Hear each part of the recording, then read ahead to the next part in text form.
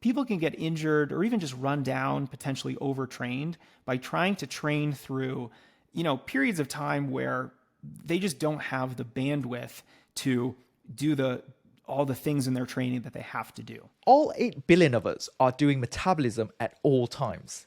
This show is about learning what metabolism is, how it affects you in every way possible, from mood and mental state to performance and energy. We are all about fine-tuning the human experience for you to achieve the best self you can be. And if you are someone who loves science, curious to know how your body works and how to optimize it, then you are in the right place.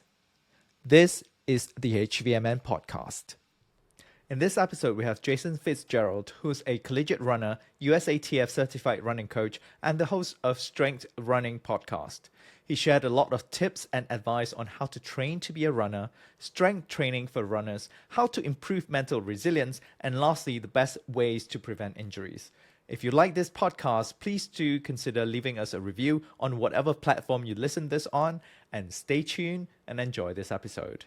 Hello, Jason. Thank you very much for coming on to Health via Modern Nutrition podcast. How are you today? Oh, thank you. I'm doing great today. How are you? I'm good. Actually, I'm about to have my shot of Ketone-IQ before my podcast, as I usually do. And then we can definitely go straight into the episode. Excellent. Oh, I love it. You're taking the shot right here on the show. Absolutely. Usually I do take it about 15 minutes earlier, but today I had a call right before, so... I know. I should have joined you with some Ketone-IQ myself, but... Yeah. I mean, if you have it there, feel free. Do you normally take it before podcast? I wouldn't say before every single podcast, but there are some where I think I just want to be a little bit more on my game. And for those episodes, I certainly will.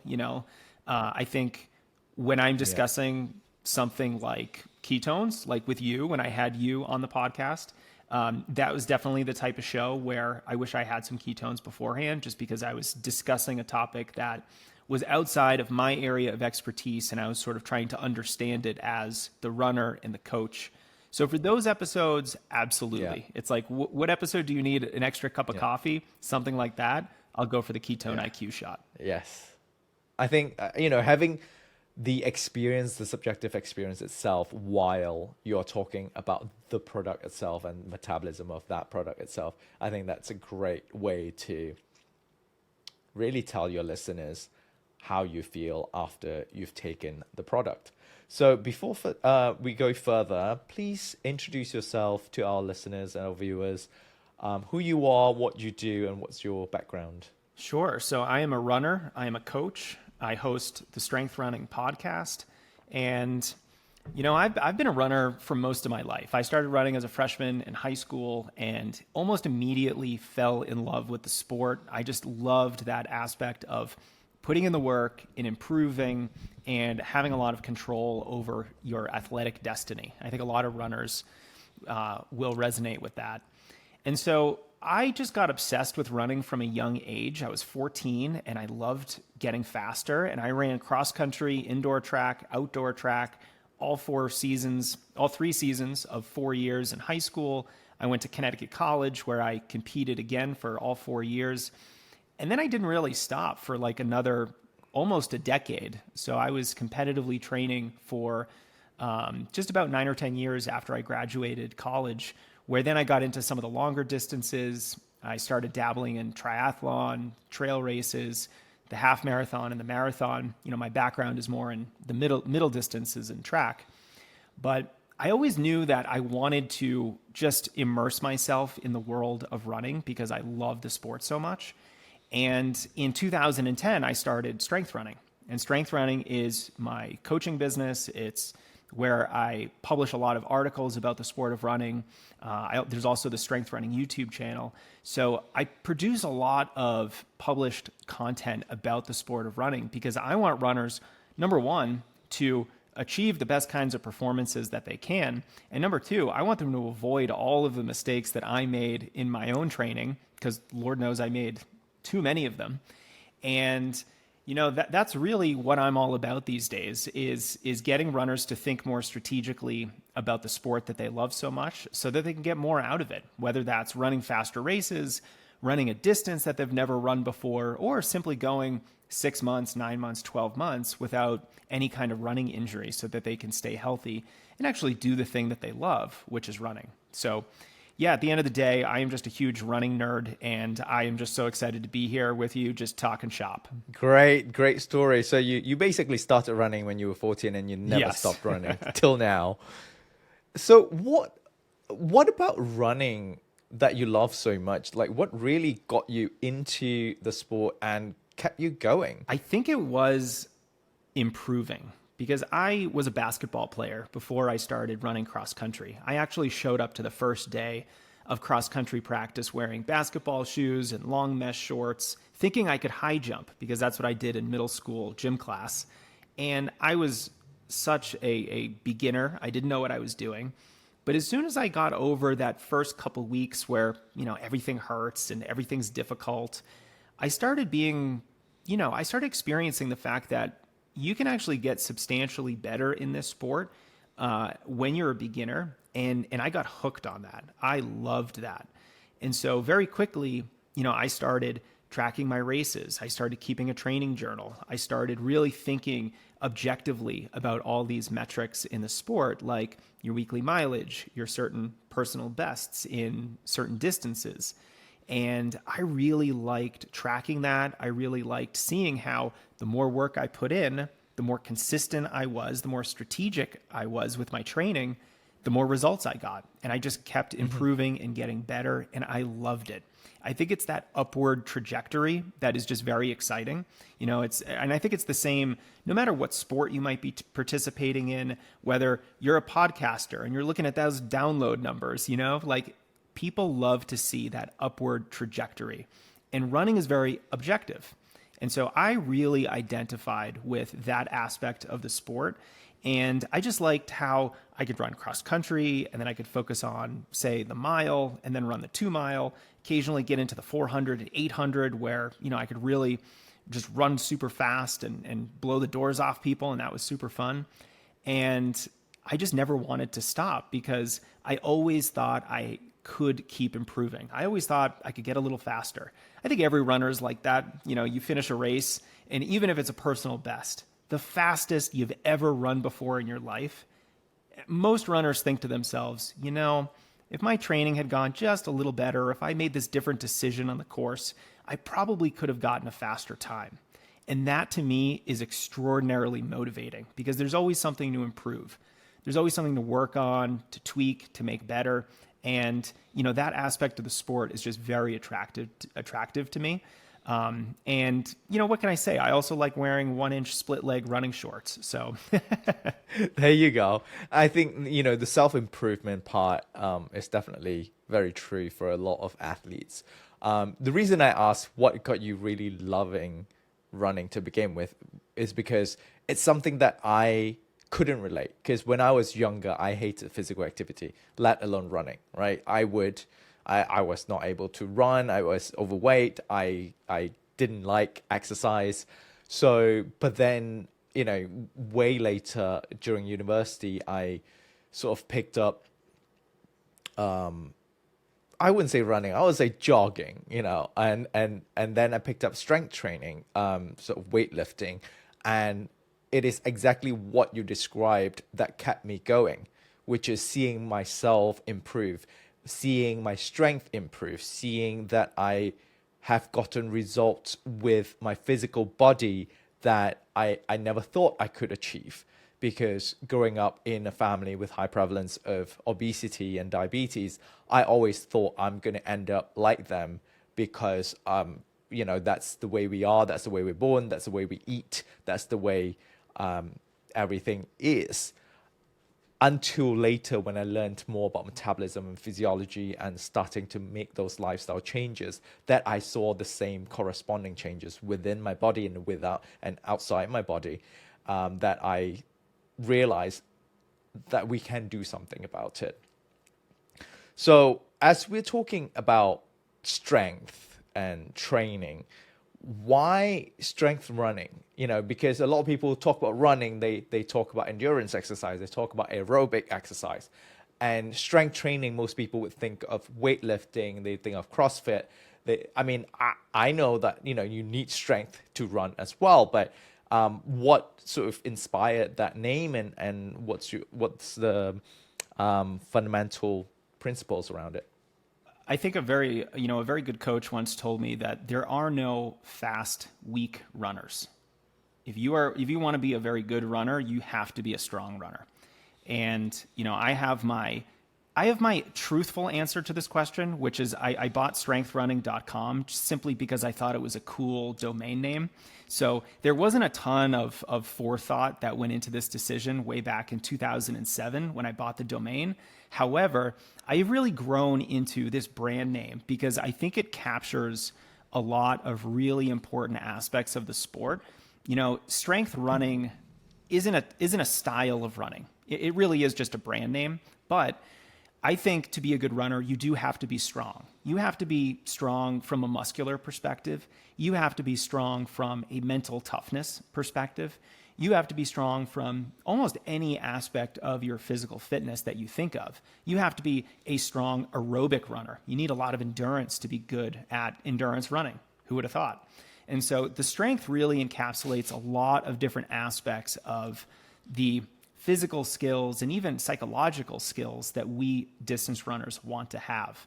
And, you know, a big part of this is the strength training. This is something that, you know, when I was more in my competitive days, when I was younger, I didn't do as much strength training as I should have. If I could go back and do one thing over, you know, the biggest mistake I probably made with my training is the fact that I wasn't in the weight room lifting weights, and I should have been, especially because I am your very stereotypical runner. I have the cliche endurance runner body type. I'm very thin. It's hard for me to put on weight. You know, when I was competing, I was about 125 pounds. You know, I'm just a very skinny guy. And I was also very injury prone. And so putting on just a little bit of muscle, getting tougher, thicker connective tissues and tendons and ligaments, and being able to produce more muscular power would have made me a much better runner. And so that's probably one of my biggest mistakes. And it's now one of the things that I try to communicate very frequently to my athletes and my audience is that strength training is not cross training for runners. It's just part of the training that we have to do if we want to achieve our potential. You know, if you're running 2 or 3 times a week just because it's part of your healthy lifestyle, I'm not going to sit here and say that you have to go lift weights. You know, that's your choice. But if you are a runner and you have performance goals, you want to break 4 in the marathon, you want to qualify for the Boston Marathon, any kind of time or performance-based goal that you might have, now we're not talking about general exercise, we're talking about training. It's much more methodical.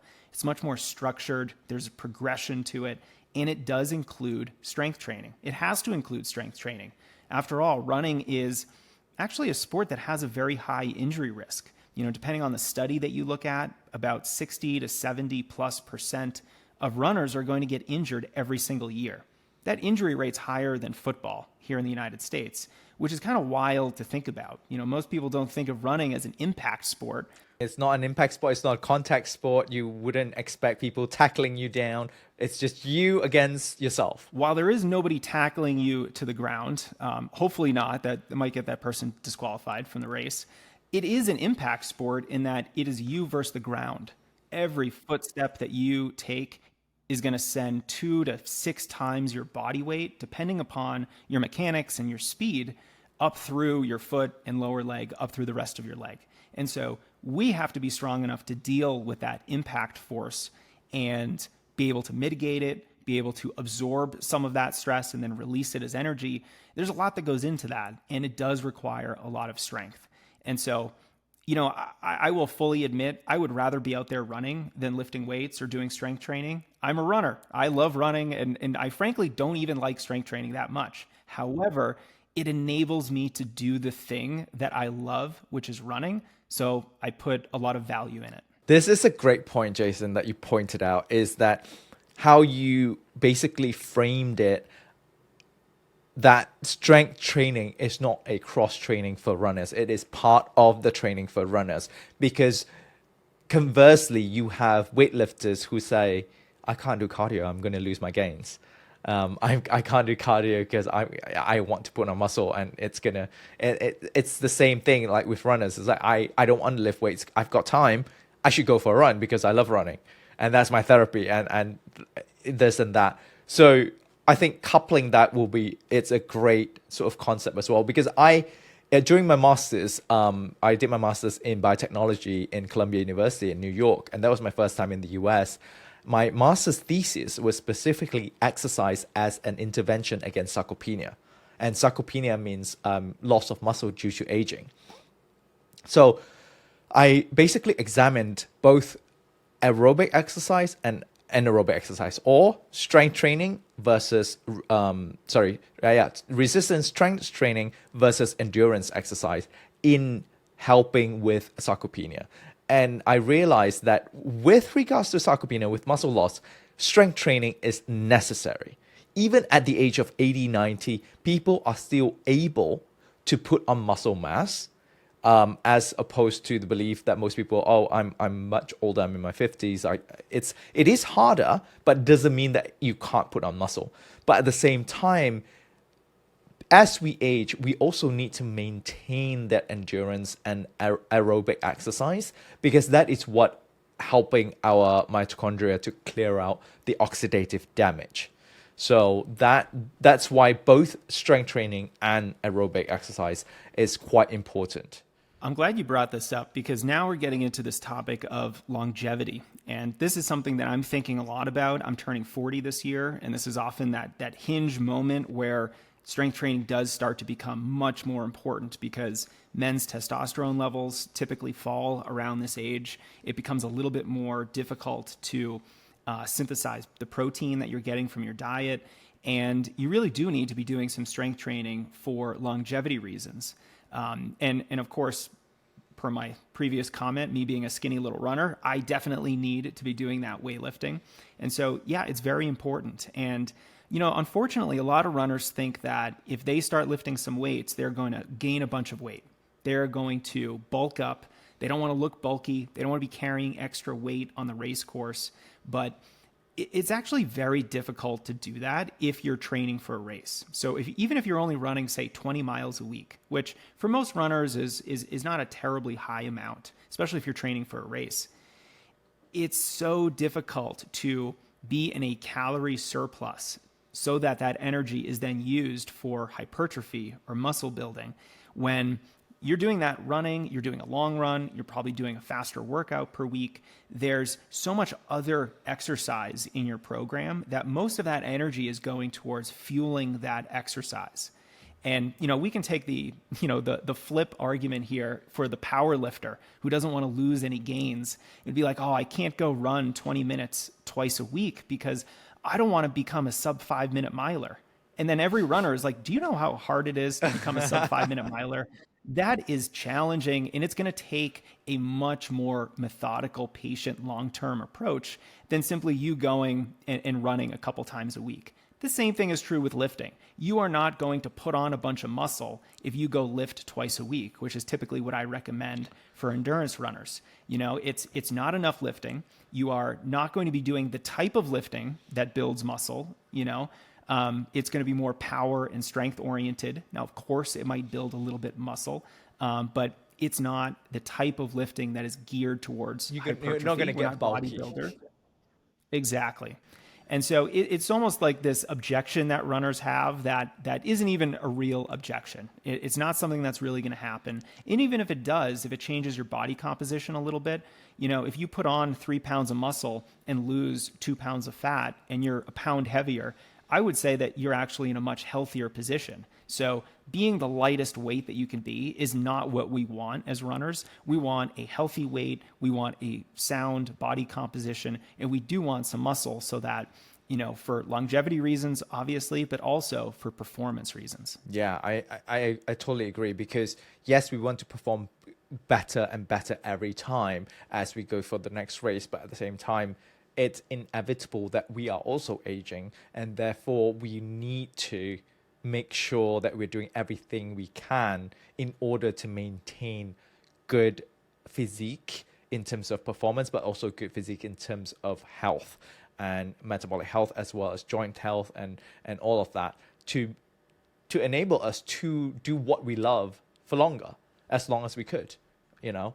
I think this is great segue into getting some insights from you. Let's break this down into 3 different buckets, right? First bucket is, how can one train to be a runner, to be a better runner? And the second bucket is, what are the strength training that you would recommend for runners? And the third bucket is, what do you do for mental strength or mental resilience around running for runners? And then we can go into injury prevention and all that. So the first question is, how do I even begin, you know, for those who are not runners? So for example, like the cardio exercises that I do are either high intensity interval training, just sprints for like 10 minutes, you know, sprint and rest for 10 minutes, or really low intensity steady state that lasts for 30 minutes to an hour while I watch a show, just to get that fat oxidation, fat burning going. Because I realize that when I do 5 miles or, you know, anything more than 3 miles over a long period of time, when I say long period, maybe like 2 months, I'll end up with some form of knee pain. And my doctor told me that I've got, you know, I'm bow-legged and a lot of the force is not going down all the way, and it's like getting stuck on my knee and it causes knee injury sort of thing. What advice can you give for people who are not runners, who want to get into running, and then for runners who want to improve? Yeah, it's a great question, because admittedly, running can be a little bit difficult to get into because of all the impact force of running. And it just makes it an injury-prone type of sport that is very demanding aerobically and metabolically. So I would say the number one thing to realize is, if you want to become a runner, you want to, say, train for a half marathon in 6 to 9 months, is most of your running should be very easy. So that zone 2 easy effort, you know, I like to tell runners, let's have most of your running be comfortable, conversational, and controlled.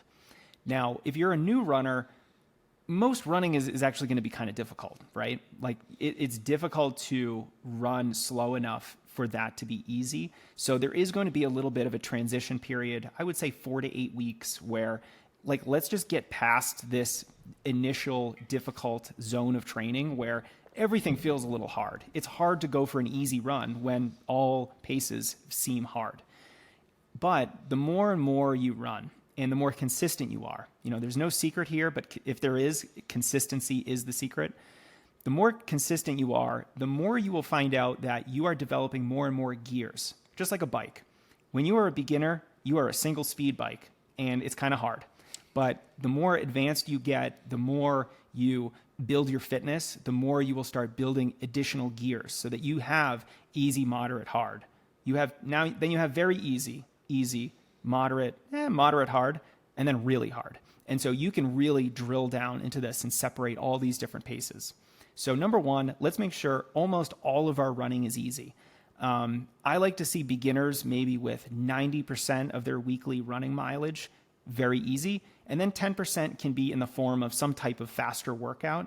But when you're a beginner, let's keep it pretty reasonable. You know, even that high intensity interval stuff where you're running max effort, you know, it's very intense. I think that can be too hard. We can insert some very fast running in a way that's not difficult. And so that's a very important concept. Let's separate fast from hard. Something like a stride, which is like a 100-meter acceleration that you do after a run, is a really easy way to run very fast in a way that is not difficult, in a way that you get full recovery. It's essentially having you accelerate to about 98% of your max speed. You only hold that for like 2 seconds, and then you decelerate to a stop. It's almost like it's over before it can become difficult, even though you have just run almost as fast as you can.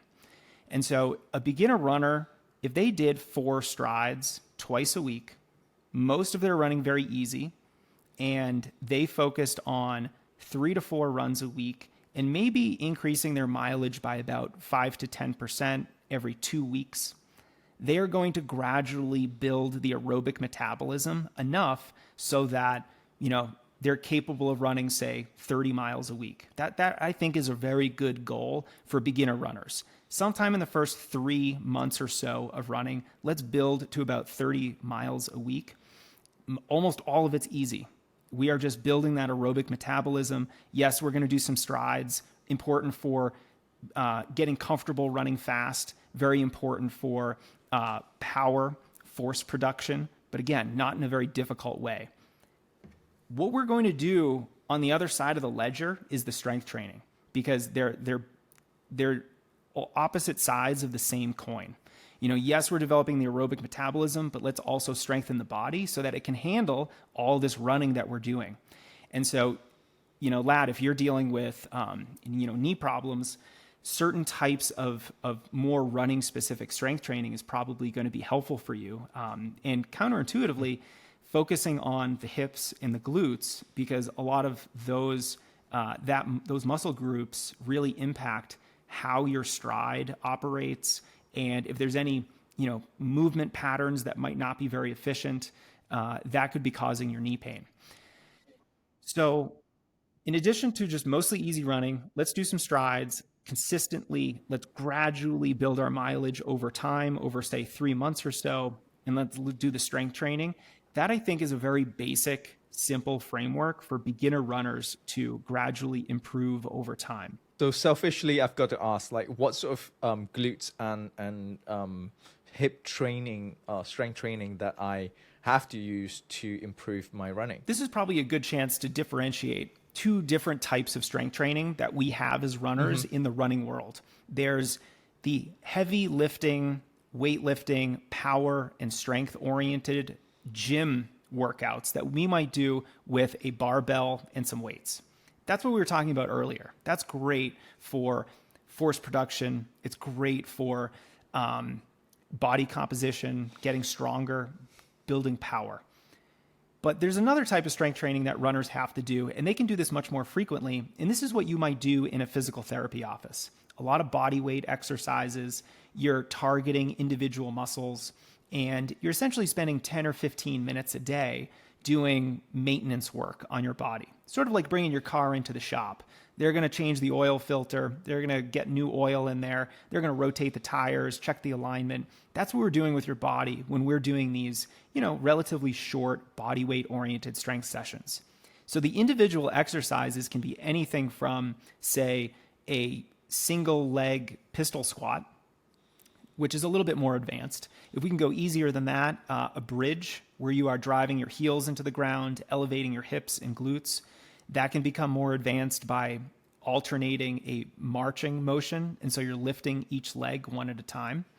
You can also do side lying leg raises. You can do clamshells. There's a lot of band work that you can do by putting an exercise band around either your ankles or your knees and doing exaggerated different types of walks so that you're really targeting those outer hip muscles. So a lot of these types of exercises, when done consistently, really help runners avoid injury and, just feel better on a daily basis. Where, the heavy squats and deadlifts and that type of work, which I think is indispensable, that's just a little bit different. They both accomplish very important goals, but they are a little bit different. Nice. Thank you for the advice. And I like how you mentioned easy runs at zone 2. Do you know how I get my zone 2? I get on the treadmill at 3.2 miles per hour at 5 degree incline. That's like me at the peak of my zone 2, almost in my zone 3. And I haven't even started running yet. I'm just walking really fast up an incline. That's a big incline though. So the second bucket now, for those runners who are listening, who are viewing this, what sort of strength training, as you nicely broke it down into conditioning, sort of body weight resistance training versus weight and progressive load sort of weight training in the gym, what sort of weight training or strength training do you recommend for existing runners? Yeah, so let's again think about these 2 different types of strength training. When we're in the gym lifting heavier weights, I like to see runners get in the gym, say twice a week. I think that's the golden number of weight sessions per week. Anything more, and it's probably going to start detracting from your running because these sessions are more difficult.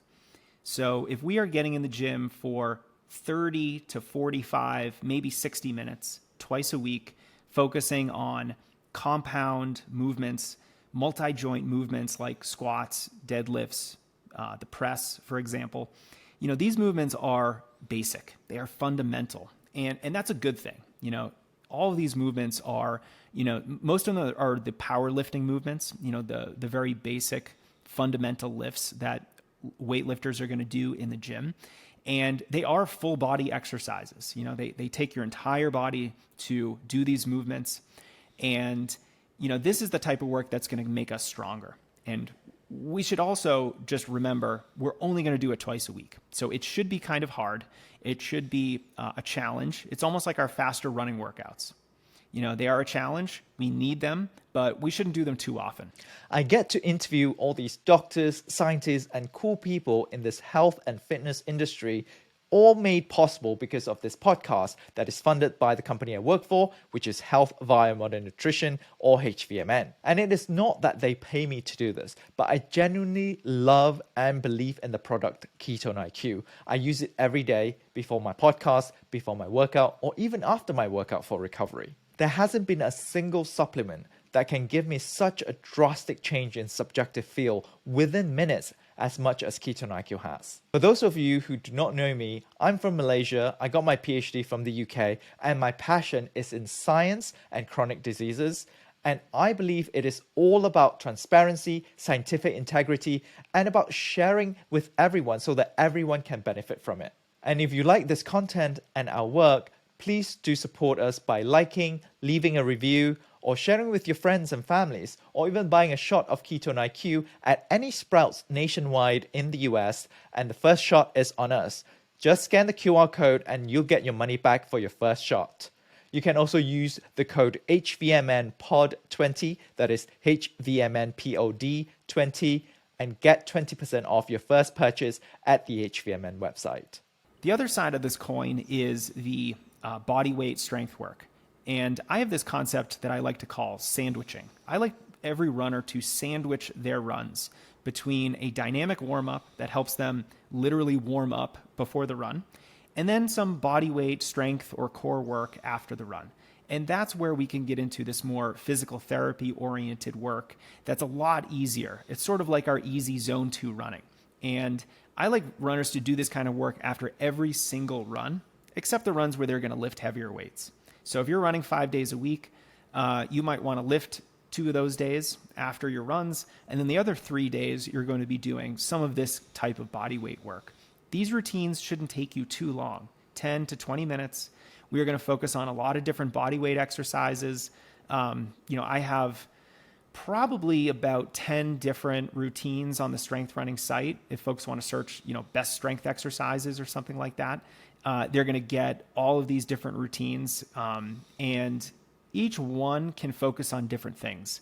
So I have a routine called the ITB rehab routine that is a hip and glute focused strength routine for runners that I think is very fundamental to some of the most important muscle groups that we have as endurance runners. I also have a routine that I call the standard core routine. It's more core oriented, but it's very comprehensive. So you're going to be working on everything from your glutes to your hips to your transverse abdominals, your obliques, and of course your abdominals right in front. So it's much more comprehensive than simply doing an ab workout. It's more running specific because we're focusing on glutes and hips and some of those movements that are important for runners.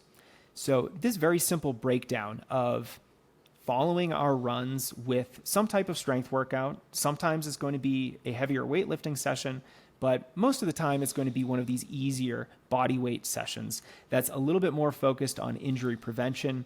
And I have typically found that if runners get into this routine, this habit consistently for let's just say 3 weeks, at least 3 weeks, you will start feeling a lot more competent out there when you're running. So what is that going to mean? Number one, your body isn't going to be feeling so beat up from the running that you're doing. Number two, you're going to be feeling a little bit smoother, a little bit more coordinated, a little bit more athletic. And your performance is likely going to increase too. That dynamic warm-up beforehand is going to actually metabolically prepare you for that run. It's going to increase your range of motion. increase your, the metabolic priming that has to happen before you go out for a run. So if you're someone who really struggles in the first 5 minutes of a run, let's create a longer on-ramp to that run by doing a dynamic warm-up beforehand. And, this type of approach to running has you do a lot of other things besides running. And I think that's very important, because one of the things I try to impress upon my runners is, let's not even think of yourself as a runner. You are an athlete that specializes in running. And that subtle shift in how you frame yourself is really important, because then it means you're not just going to be running. You're going to be doing some drills. You're going to be doing dynamic flexibility exercises. You're going to be doing some body weight strength exercises. And you're going to be getting in the gym and doing some heavier lifts. Maybe you'll also do some cross training. And so now we can actually define what cross training is. It's activity that would replace running. Something like cycling, the elliptical, maybe pool running or swimming. Something that would give you the aerobic benefit of running without the running itself. And for any runner who really wants to get to the next level, this is a little bit of an aside, layer on a bunch of cross training in addition to the running that you're doing. So don't replace the running, but just do more cross training, because it's a safe way to get a lot of extra aerobic development that is going to transfer really well to your running. Wow. I mean, is there any hours left in the day for anything else, for people who train that much? It's admittedly challenging because, distance running is one of those sports where more is usually better. Of course, there's caveats. Of course, you can get overtrained. There is a point of diminishing returns. But, there's a reason why some of the best runners in the world run 100 plus miles a week and spend probably 2 hours a day running, because it works. It's necessary to reach those high levels. Now, of course, your average runner, your recreational runner, myself, I don't have 2 hours a day anymore to dedicate to training, but we can use these principles nevertheless to take our performances to the next level if and when we do have a little bit of extra time. Well, we have interviewed a couple of athletes and more ultra endurance athletes on this channel on H.V.M.N podcast, talking about how they overcome the mental stress and the mental burden from really long distance running, from overtraining and all of that. And they all share their own insights. You can check it out on Lisa Tomati's episode or Debbie Potts' episode.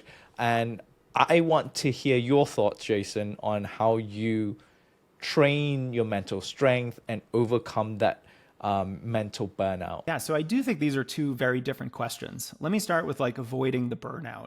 I think this really breaks down into two important principles that you have to remember when you're planning your training as a runner.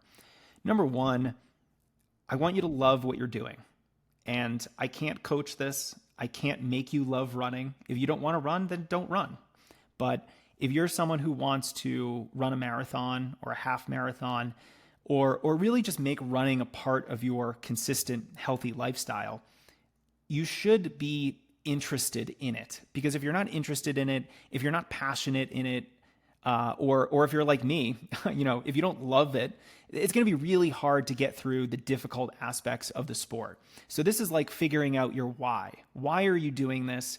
Is it a good reason? If you're just trying to lose a couple extra pounds, it's probably going to be very difficult for you to stick with it. There are easier ways for you to lose weight than starting a running program, which has a high injury risk and is not for everyone. The other thing that I like to say is, okay, let's say you are running for the right reasons. You love the sport. You're here because you just love getting out the door and lacing up your shoes every day. The next thing we have to remember is that we have to structure our training in a way that both prioritizes hard work and the adaptations that we need as athletes to continue improving. And that's going to take progressive overload. That's going to take challenging training. Well, at the same time, we need to prioritize recovery. We don't actually get better until we recover from all that hard work. And I think people think about recovery as compression boots or ice baths or, taking some, powder or something that they saw on the internet. And it's like, recovery is really about the basics, like getting your sleep every night, but also from a training perspective, cycling your training through the training cycle and always making sure that you are respecting the cyclical nature of running. So what I mean by that is, all running should sort of follow a pattern. First, you start with a bunch of easy running. This is like base training. You're building that foundation of aerobic fitness. This is like what we talked about earlier when we were saying, like, how does a new runner get into it and sort of start improving? That's like base training. Most of it is very easy. You're focused on building mileage and focusing on that aerobic metabolism. But so let's say you're training for a race. You're going to have that base training phase of training, but then that's going to gradually transition to the competitive phase of training. Now you're running hard workouts. Those workouts are going to progressively get harder and harder as you get into the more challenging time period of your season. And then, you're running some tune-up races perhaps, and this season really culminates in your goal race. For a lot of runners, that's a big marathon or half marathon that they're training for. And, you've tapered down a little bit where you're running a little bit less, you're resting more. You finally run your goal race. The next phase of the cycle is rest. You have to actually take some time off from running to really allow all the systems in your body to rest and recharge. This isn't like you run a race and a day later your muscles aren't sore anymore and you think you're recovered. We need to let everything recover. We need to let our cortisol levels drop. We need to make sure our endocrine system is healthy, especially after very challenging races like, say, a road marathon or an ultra marathon even. We need to make sure that even our heart is recovered. If you're, say, a beginner runner and you run a marathon, you probably have some damage to your heart. Now, that sounds very scary, but your heart is a muscle just like your quadriceps. So, if your quad is sore after a marathon, it's a little bit damaged. You have that muscular trauma. There's a little bit of that with your heart too. So we have to let our entire body rest, recover, and then you start this cycle all over again. You start with easy running, you build, you start doing more harder workouts, and then your workouts get really hard. You start running races, but then you rest. You run your peak race, and you do it all over again. So the way in which you avoid burnout is making sure you love what you're doing and then doing it in a sustainable way, which respects this cyclical process of training. And then how you build mental strength as a runner. I think it's actually very difficult to separate mental stamina, mental fitness, mental toughness, however you want to describe it, from the actual training that we're doing. So for example, I can't sit in a sports psychologist's office and build mental toughness no matter what exercise I'm doing. It might give me some tools that I can then use while I'm running a race, running a workout, doing a long run. But the training has to be there, because if you're not challenging your body, you're not going to be challenging your brain. You have to challenge your body first so that your brain has something to sort of compete with, to overcome, to deal with. So I think mental training has to come with your training. And that means you have to do some hard things. Let's do a consistent long run. That's a great point. That's a great point. I think it's important for us to put our minds, our brain within the situation where we are stressed, where we are put through the ringer, so that our brain can recognize that hard situation, that tough situation, and therefore begin to come up with countermeasures in order to overcome that toughness so that we can go further the next time. I think that is true with a lot of training as well, with weightlifting, with strength training, even with life in general. Just putting us through hardships, really train ourselves. What doesn't kill you make you stronger. And I really love the point that you made about loving what you do. It's the perpetual cycle of you will get good at what you love, and you will eventually love what you're good at. And we don't know most of the time which one starts first, but it's just that we realize we're good at something and then we like it, or we like to do something and then over time, because we don't even think about it as a chore, we become so good at it. Yeah, or if you're like me, you never liked running, and then you were sort of tricked into running, and then for some reason you stuck with it. And only then, when you started realizing, hey, maybe I have a little bit of talent here, do you really start liking the sport? Yeah, and sometimes it takes weeks, sometimes it takes years. That's right, yeah. And I like what you said about how the training has to be there too, because we can think of, let's say, a track workout. You're going to go to the track, you're going to run 3 times a mile at your goal 5K pace. So this is about 3 miles worth of 5K pace running. 5K is 3.1 miles. This is actually very similar to a 5K race. In other words, this is very hard. This is a hard workout. And a lot of people might think this is challenging me physically. But anyone who's run a hard workout knows that it is as much mental or psychological as it is physical. So every workout that you do, every run that you go on, every long run that you do is an act of mental training. So when you're struggling in mile 2 of this hypothetical workout that I've laid out, are you going to calm yourself down, focus on, bringing the right amount of intensity to the session, staying patient and cool and collected in this moment of hardship so that you can finish the workout and actually mentally, practice that mental toughness and get yourself through it. This workout is as much mental training as it is physical training.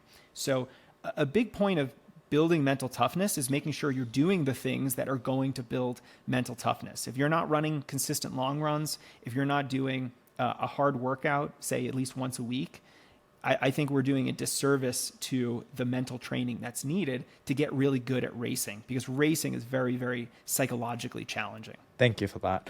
So as we're coming to the end of the episode, time just flew by. Let's talk about injury prevention. What can people do to prevent injury? There's so many things. I mentioned some of the tools that many runners love: the foam roller, the different types of massage devices and compression boots and all those fancy things. I love these tools. I actually have most of these tools. I recommend runners to get them if they have the means, because they can help enhance the process. But the word enhance here is doing a lot of work, because your recovery and your injury prevention efforts, it really don't come from any individual training tool. I would say the number one way that runners can stay healthy, the number one way we can focus on injury prevention, is by training properly, by making sure we're not, as my college coach once said, falling prey to the 3 twos: too much, too soon, too fast. With running, it's very easy to do too much before we're ready for it, to run too far, to run too fast, or to run too frequently. So I would encourage all runners to find a good training plan. Make sure that they are not increasing their mileage too quickly. Make sure that they're running easy most of the time. And this is where a lot of runners get tripped up, truly easy, not just what you say is easy to your coach. And, let's make sure that the workouts that we're doing are appropriate for us individually. Make sure they're appropriate for our fitness level, and make sure they're appropriate for whatever we're training for and where we are in the training cycle. So there's a lot of things to think about, but you actually don't have to think about any of those things if you just follow a really good training plan. So the training itself is the number one way that you stay healthy, because, a lot of runners think that strength training is the best way to prevent injuries as a runner. And I would say it's the second best way. But you can imagine that no amount of strength training is going to save you from going out and doing a 30-mile run when your last long run was only 10 miles. You are probably going to get hurt doing something that silly. So silly training is probably always going to get you injured, no matter how many ice baths you're taking, no matter how much strength training you're doing. So first, let's get our training right. Then we can focus on all the other things. Number one with these other things is strength training. So let's follow that sandwich method that I discussed earlier. Do a dynamic warm-up before you go running. I have a warm-up routine called the standard warm-up that folks can Google or find on the Strength Running site. Really easy 8 to 10 minute warm-up routine that you do before a run, and then follow that run with some kinds of strength training. It is almost scary, the risk reduction that simple approach represents. So if you're not doing all that kind of work, just plug and play it into your training tomorrow, today, if you can, and you will start realizing those benefits immediately.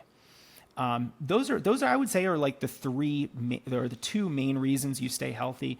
Then there's the lifestyle issues. Are you trying to train really hard when you're not getting any sleep? That is certainly going to increase your injury risk. There's a really interesting study that showed collegiate athletes who got less than, I think, 6.5 hours of sleep had a 20% higher injury risk than collegiate runners who got their 8 hours. So just by not sleeping enough, you are dramatically spiking your injury risk. If you are trying to do hard training when you're dealing with a very stressful or emotionally charged moment in your life, you're also dealing with a lot of hormonal stress from those things happening in your life. And that's going to compete with your running for your body's ability to recover. So people can get injured or even just run down, potentially overtrained by trying to train through, periods of time where they just don't have the bandwidth to do all the things in their training that they have to do. So, number one, let's get our training right. Let's make sure we're doing our strength training. And then, of course, let's get our sleep and avoid stress, especially when we're training really hard. These are probably the biggest 4 levers that runners can pull to prevent their next big injury. Yeah, thank you so much. That was very well laid out. Basically, train smart and let your body recover and listen to your body, right? At the end of the day, I think, our bodies are tools that we use to achieve whatever we want, whether it's running, whether it's weightlifting or strength training. It's really important that we have that level of maintenance of our body when it comes to recovery. So, and it's really funny when you mention, the easy training. What is easy for you, not what is easy what it's easy when you tell your coach. Because I think that is a problem and a dilemma with a lot of people who love working out, because we always feel like, oh, what if I'm not pushing myself hard enough? Because we always know that we should say, weightlifting, you have to have progressive load. You have to increase your sets or your reps or your weights. And sometimes you forget your body does need time to adapt to that new load that you're putting your body through. So, thinking that, oh, I'm not working hard enough or I'm not pushing hard enough, that could potentially, get you into trouble as well. Another way to think about that too is, and I speak as a formerly very injury-prone runner.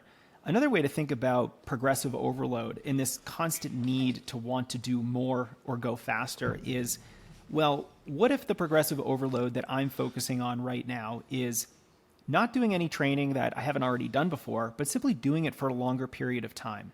So I'm actually not going to push the envelope super hard with mileage or pace or the workouts I'm doing, but instead, I'm going to try to do this for 4 months straight instead of the 2 to 3 months I usually get before I get injured, because I'm trying to go a little bit harder and I'm getting real type A about my training.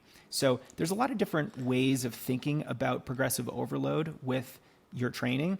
And I think consistency over time, longevity, being able to stay healthy so that you can just keep training instead of taking time off to nurse an injury, that's another way that you can do something you've never done before. It doesn't have to be the longest run you've ever done, the hardest workout, the fastest run, whatever. It could just be month after month after month of stacked, consistent, kind of boring, maybe not actually very sexy training, but man, is it consistent? It's going to get the job done.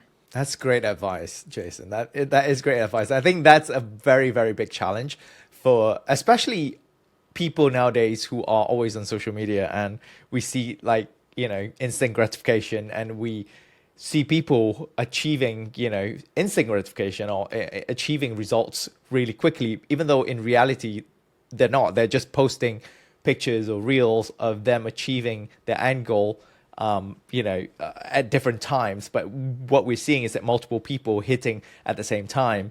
So we expect to achieve those goals in a short amount of time as well. So what you just advised is great advice. And I think it's also very important for us to be realistic about timelines, be realistic about the period of time where we are consistent? Would you rather be consistent with a boring training, or would you rather spend those time, half of that time, recovering from an injury, right?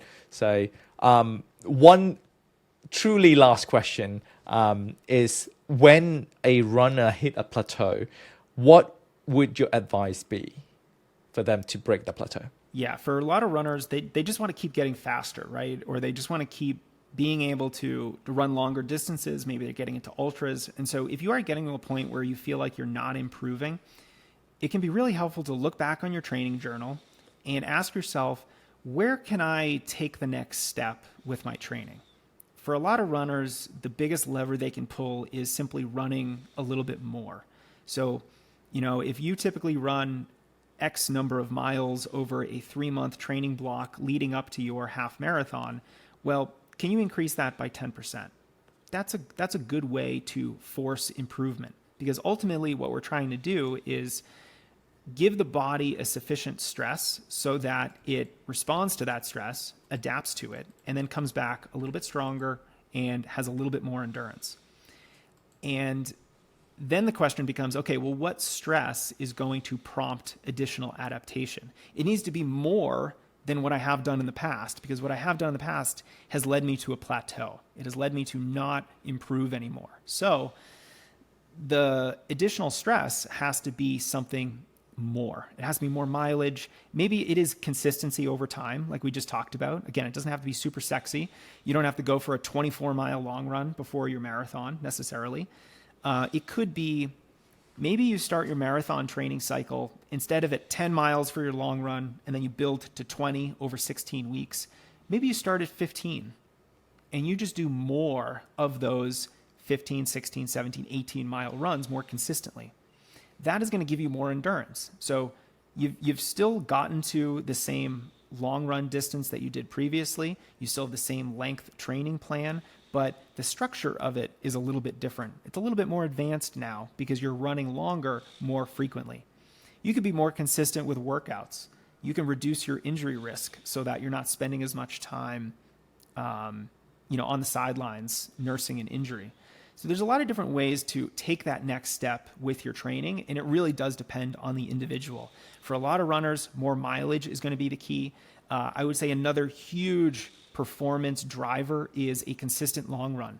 So if you're not doing a good 10 plus mile or 16, 18 kilometer long run every week or most weeks, there's additional aerobic development that can occur with a more consistent long run. So I would look at all those things. Adding strength training is another big lever to pull, because most runners, believe it or not, are not being very strategic with their strength training. And that can really produce a lot of fitness gains for athletes. So many different ways that we can force these additional adaptations. I would almost look at this as a buffet. You're sitting there with your plate. What do I want to put on my plate? Maybe I can add a little bit more mileage, but that just doesn't sound exciting to me. But I've never strength trained, so I'm going to add strength training to the mix. Let's keep tweaking the training, taking the next step, doing new and exciting things so that our body will keep developing and responding to this stress. Thank you so much for all these exciting advice and tips. And this is the best time to then ask you, if our listeners and viewers would love to find you or train with you, where can they do that? Yeah, well, strengthrunning.com is my home base. That's where you'll find the Strength Running blog. You can find the Strength Running podcast as well, wherever you listen to podcasts. Latt, we had a great conversation in episode 299. And there's also the Strength Running YouTube channel, where I publish videos on a lot of these individual topics that we discussed today, where I'll go into a little bit more depth on, say, the warm-up routine and why you should do it, or different types of exercises and things like that. So no matter what you like, how you like consuming your content, whether it's written, video, or through audio on the podcast, you can connect with me there. You can always message me. I'm on Instagram at JasonFitz1, and I'd be happy to help with any questions anybody might have. Thank you so much. And for you who are listening or viewing, make sure you take advantage of this, great wealth of knowledge that Jason is. And hopefully we'll have you next time. Thank you, Latt. This was fantastic. I appreciate it. Thank you very much. I really enjoyed our conversation.